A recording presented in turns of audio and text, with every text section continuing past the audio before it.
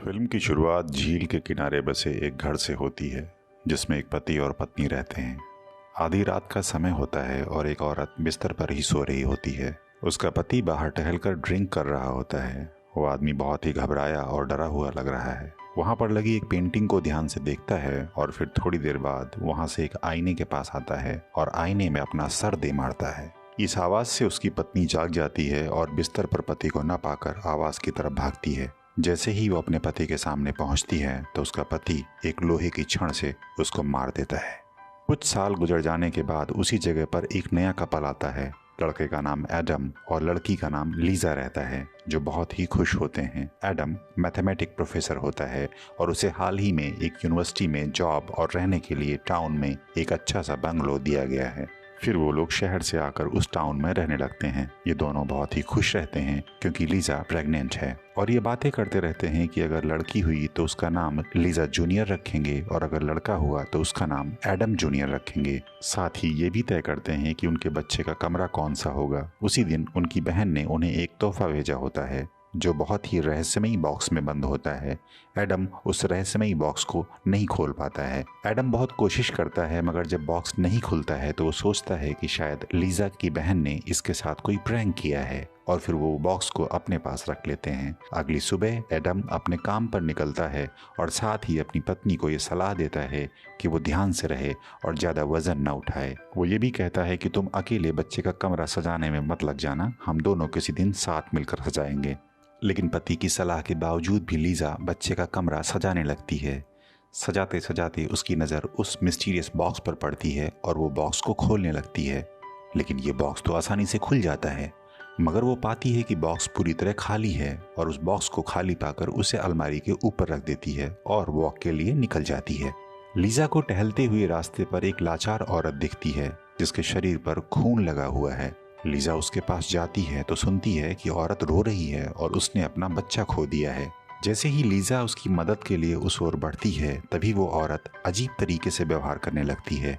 वो लीजा को कहती है कि वो भी अपना बच्चा खो देगी और उसी की तरह हो जाएगी। लोग उससे भी डरेंगे और किसी तरह अपने बच्चे को बचा नहीं पाएगी। ये सब सुनकर लीजा उल्टे पांव दौड़ते हुए घर आती है, एडम को कॉल करती है और जो कुछ भी हुआ है वो सब उसको बताती है। इसके बाद से ही लीजा की जिंदगी में कुछ अजीबोगरीब घटनाएं होने लगी। उसे बेबी रूम से किसी बच्चे की रोने की आवाज आती है। लीजा दौड़ी दौड़ी उस रूम में जाती है तो ये देखकर हैरान रह जाती है कि वहां बच्चे के झूले में एक छोटी सी बच्ची लेटी हुई है। लीजा उस बच्ची के पास जाती है, उसकी समझ में कुछ नहीं आ रहा। वो बच्ची को गोद में उठाती है और जैसे ही उस बच्ची को गोद में उठाती है उस बच्ची का चेहरा धीरे धीरे बहुत डरावनी शक्ल में बदल जाता है और लीजा डर से बेहोश होकर वहीं गिर जाती है। शाम को जब एडम ऑफिस से घर आता है तो अपनी पत्नी को जख्मी हालत में पाता है जिसका बहुत खून बह चुका होता है। वो फौरन उसे उठाकर वहां से लेके अस्पताल जाता है। लीजा की जान तो बच जाती है मगर उसका बच्चा नहीं बच पाता और डॉक्टर जब एडम को ये बात बताता है कि लीजा अब कभी भी मां नहीं बन पाएगी तो दोनों बहुत दुखी हो जाते हैं। एडम ने जब मिसकैरेज का कारण पूछा तो डॉक्टर ने बताया कि ये मिसकैरेज कोई भारी चीज उठाने की वजह से हुआ है और एडम इस बात से बहुत परेशान हो जाता है कि शायद उसके मना करने के बावजूद भी लीजा ने बच्चे का झूला उठा लिया होगा। इस बात का पता चलते ही लीजा की बहन विकी भी उसके साथ उसकी देखरेख करने के लिए आ जाती है। एडम ने कई बार उसके बाद ये जानने की कोशिश की कि आखिर उस रात क्या हुआ था, क्या सचमुच लीजा ने कोई भारी भरकम चीज उठाई थी। और लीजा अपने पति एडम को उस दिन की सारी बातें सच सच बता देती है कि किस तरह उसे वो औरत मिली थी और वो डरावनी सी बच्ची बेबी रूम में थी। इसके बाद क्या हुआ लीजा को कुछ भी याद नहीं है। फिर बाद में बेड के नीचे एडम को वही मिस्टीरियस बॉक्स मिलता है। तब लीजा उसे बताती है कि ये बॉक्स तो उस दिन वो खोल चुकी है और ये बिल्कुल खाली था। तो एडम उस बॉक्स के बारे में वहां मौजूद विकी से पूछता है कि उसने इस बॉक्स को खाली क्यों भेजा था, जो पहले खुल नहीं रहा था फिर बड़ी आसानी से खुल गया। विकी उसे बताती है कि उसने वो बॉक्स किसी सेल में खरीदा था, मगर उन्हें क्या पता कि ये कुछ अजीब ही बॉक्स था जिसे विकी ने खरीदा, लेकिन लीजा को उसने अट्रैक्ट किया और वो बॉक्स खुला सिर्फ लीजा से। वक्त के साथ साथ सब चीज़ें नॉर्मल होने लगती हैं, लेकिन अभी भी लीसा के साथ कुछ न कुछ ऐसा होता रहता है जो वो किसी को बता नहीं पाती। वो जब भी मिरर के सामने खड़ी होती तो उसे बहुत अजीब लगता था। फिर एक सुबह जब लीजा और विकी दोनों एक्सरसाइज कर रही होती हैं तभी अचानक बेबी रूम से फिर से किसी बच्चे की रोने की आवाज़ आती है। लीजा अपनी बहन विकी को लेकर उस बच्चे के कमरे में जाती है। एक बार फिर से उसी झूले में उसी बच्ची को पाती है, लेकिन अब वो पहले से काफ़ी बड़ी हो गई है। लेकिन हैरानी की बात यह है कि ये बच्ची सिर्फ लीजा ही देख पाती है, विकी नहीं देख पाती। विकी को लगता है कि शायद लीजा को कोई बीमारी हो गई है। लीजा बताती है कि वो बिल्कुल ठीक है और सचमुच यहाँ पर एक बच्ची है। और एक रात एडम और लीजा अपने कमरे में सो रहे होते हैं। अचानक एडम की आंख खुलती है तो वो पाता है कि उसकी पत्नी बिस्तर पर नहीं है। एडम अपनी पत्नी को ढूंढते हुए नीचे आता है तो देखता है कि लीजा एक पेंटिंग को लगातार घूर रही है। लीजा अपने पति एडम से कहती है कि हमारे साथ कुछ तो हो रहा है, क्योंकि मिसकैरेज से पहले ये तस्वीर ऐसी नहीं थी। अब ये पूरी तरह से बदल चुकी है, क्योंकि पहले इस पेंटिंग में 4 बच्चे खेल रहे थे, उसकी माँ अपने बच्चों को देख रही होती है, लेकिन अब ऐसा बिल्कुल नहीं है। बच्चे तो अब भी खेल रहे हैं, मगर उनकी माँ अब उनके बच्चों को न देखकर कहीं और देख रही है। एडम भी विकी की तरह ये मानने से इनकार कर देता है और कहता है कि बच्चा खो देने के बाद उसका मानसिक संतुलन बिगड़ गया है। लेकिन इसी तरह एक बार विकी के साथ भी कुछ अजीब सी घटना होती है। वो मिरर के सामने नाच रही होती है तो पाती है कि मिरर में उसका रिफ्लेक्शन उसके असली रिफ्लेक्शन से अलग है। अब विकी को मिरर पर देखना थोड़ा अजीब लगने लगा है। वो उसके नजदीक जाती है और जैसे ही मिरर के पास जाती है, मिरर में से उसका रिफ्लेक्शन विकी को मारने के लिए आगे बढ़ता है। विकी इस बात से इतना डर जाती है कि बिना लीजा और एडम को कुछ भी बताए हुए घर से चली जाती है। इधर लीजा के साथ अब भी उसी तरह की अजीबोगरीब घटनाएं होती रहती हैं। अब उसे बच्ची अक्सर दिखा करती है जो बड़ी हो रही है और लीजा को मम्मा कहकर बुलाती है। लीजा ये सारी बातें एडम को बताती है और कहती है कि इस घर में कुछ बुरी शक्तियां हैं जो हमारे पीछे पड़ी हुई हैं। और एडम से ये भी कहती है कि आपके यूनिवर्सिटी में जो प्रोफेसर क्लार्क हैं वो ऐसी चीजों पर रिसर्च करते हैं, आप उनसे बात करें तो शायद वो हमें इन चीजों से बचा सकते हैं। पत्नी के बहुत कहने पर एडम उसकी बात मान लेता है और प्रोफेसर क्लार्क के पास जाता है, मगर एडम इस तरह की बातों पर बिल्कुल भी यकीन नहीं करता है। इसलिए वो प्रोफेसर से कहता है कि बस वो एक बार उसकी पत्नी का शक दूर कर दें।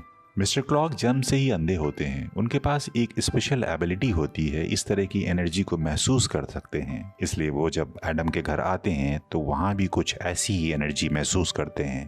प्रोफेसर कहते हैं कि लीजा के साथ जो कुछ हो रहा है वो इस घर की वजह से नहीं बल्कि किसी और वजह से हो रहा है। और बाद में उन्हें उस मिस्टीरियस बॉक्स के बारे में पता चलता है। क्लार्क बताते हैं कि इस बॉक्स में कुछ बुरी शक्तियां थीं और जिसने भी ये बॉक्स सबसे पहले खोला है वो शक्तियां उसके ऊपर हावी हो गई हैं और अब वो चाहे जहां चला जाए इस बुरी शक्ति से नहीं बच सकता।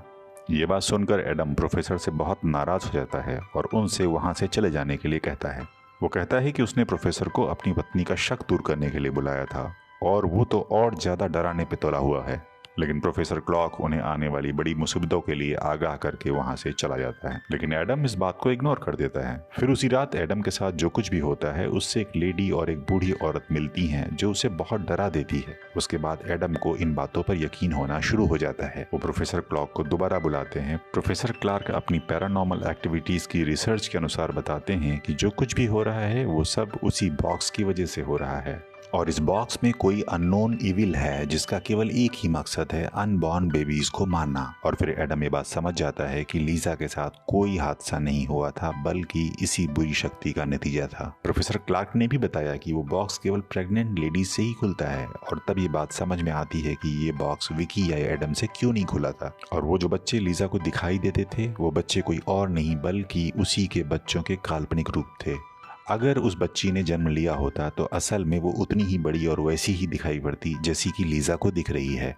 यह नेगेटिव एनर्जी ज़्यादातर मिरर या फिर पेंटिंग्स में दिखाई देती है क्योंकि इनका अपना कोई एग्जिस्टेंस नहीं होता, इसलिए ये इमेजिनरी चीज़ों में ही दिखाई देती है। और इस तरह की एविल को ना तो मारा जा सकता है ना ही ख़त्म किया जा सकता है, उन्हें सिर्फ कैद किया जा सकता है। और कैद करने के लिए उस इंसान को सेक्रीफाइस करना पड़ता है जिस पर वो ईविल हावी है। और इसी वजह से हम शुरुआत में ये देखते हैं कि एक पति ने अपनी पत्नी को रॉड से मारकर उसकी हत्या कर दी थी और उसकी आत्मा को उस बॉक्स में कैद कर दिया था जो विकी ने सेल में खरीदा था। वो औरत जो जंगल में लीजा को मिली थी वो औरत कोई और नहीं बल्कि मरी हुई औरत की सोल होती है। एडम अपनी पत्नी को किसी भी हाल में खोना नहीं चाहता। वो बहुत कोशिश करता है कि किसी भी तरह वो लीजा को बचा सके, लेकिन ये पैरानॉर्मल एनर्जी लोगों को हिप्नोटाइज करती है और लोगों को खत्म करने पर मजबूर कर देती है। और अंत में एडम भी हिप्नोटाइज हो जाता है और अपनी पत्नी को बेरहमी से मार डालता है। वो आत्मा फिर उसी बॉक्स में कैद हो जाती है और एडम को जेल हो जाती है। जेल जाने से पहले एडम वो बॉक्स विकी को देता है। यही घटना अब विकी के साथ होने वाली है क्योंकि इस वक्त वो भी माँ बनने वाली थी।